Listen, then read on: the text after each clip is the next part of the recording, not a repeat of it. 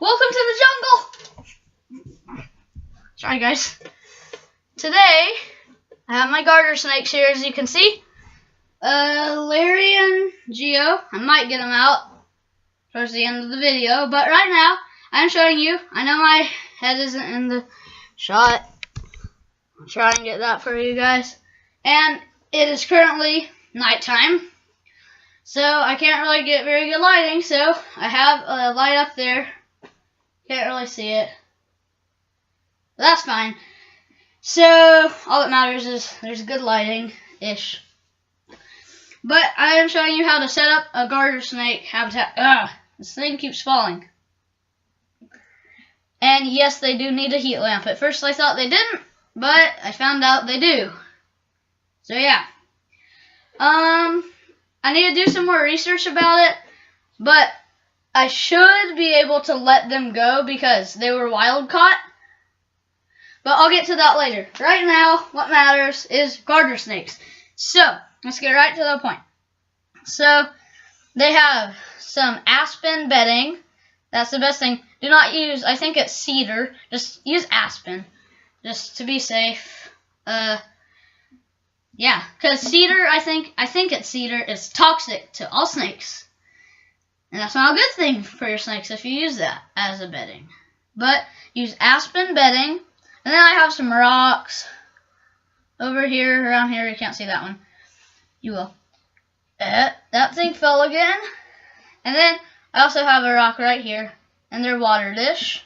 And I just have a nice rock water dish. It fell.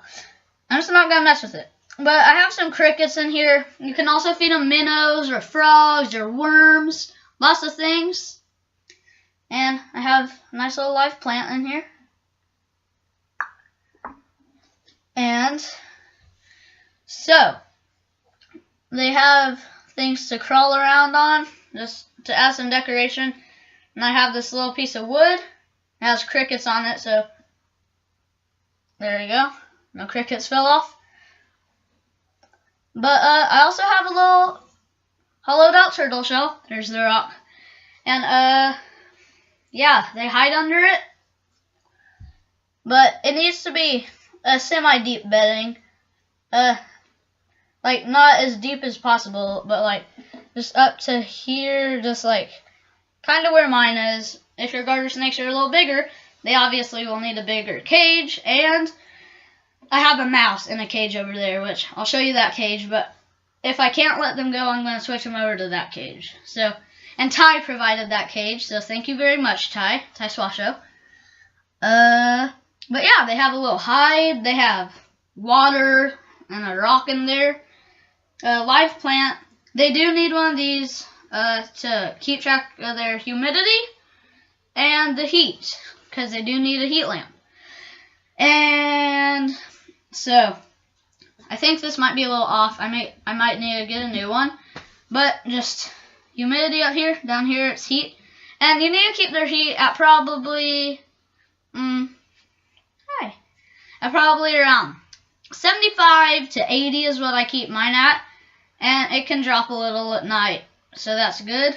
But that's about it for the garter snakes, I would say. So I'll just give you a close-up of them.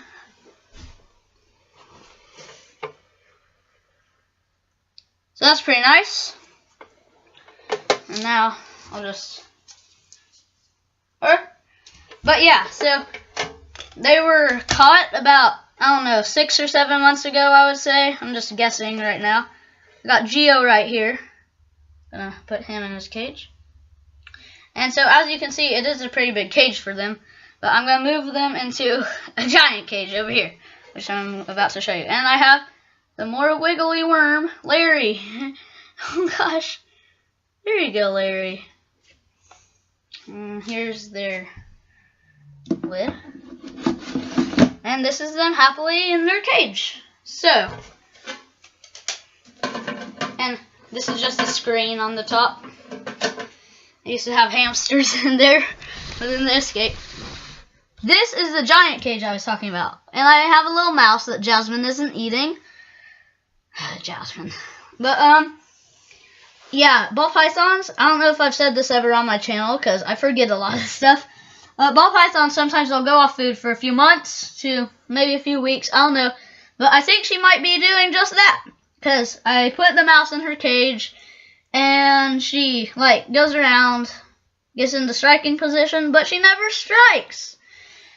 So, I don't know if she's just, like, having fun with it or something. I don't know. But, yeah, I have a mouse. And this is how I just have the mouse living. He has a little wheel. He made a little fort. He's in there. Hi. I'm not good with mammals. But their food is just in there. I'll show you that. And the water is in there. And they don't have one of those things where like, with the little dripper thing. But here's their food. He actually took a piece of corn right out of my hand. But yeah, thank you, Ty, for this amazing cage. I'll show you it compared to theirs. The garter snakes. So just put this one in front. Look at that. So much bigger. So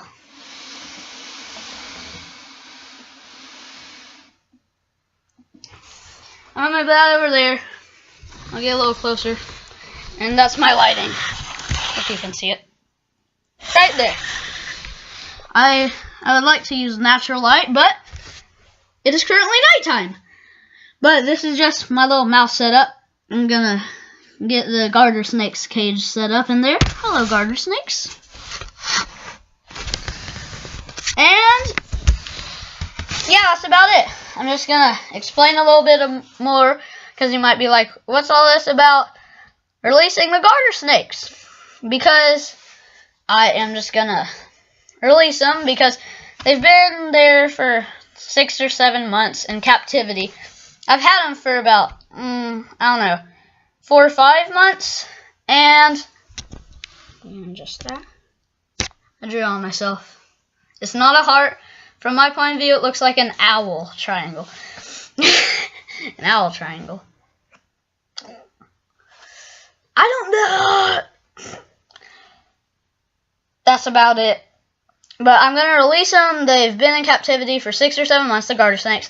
And I don't know. Leave down in the comments if you know.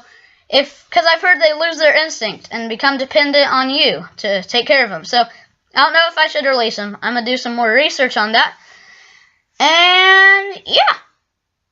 That's about it. So I guess I'll see all you guys in the next episode. And bye!